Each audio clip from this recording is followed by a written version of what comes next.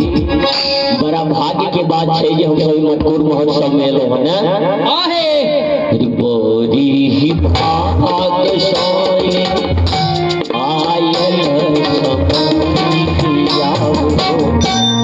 पानी है कसे कबली समैया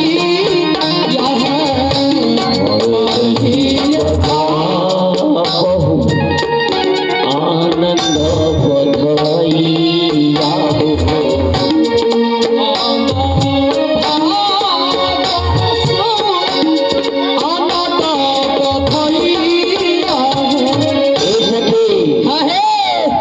अपने ऐसा की मौसी काका बउआ के मौसी छथिन ऐसा की हां सखी मटकोर कर चलो पियरे पियरे पहिन के ता आ ललका चुनरी ओढ़ के चलो है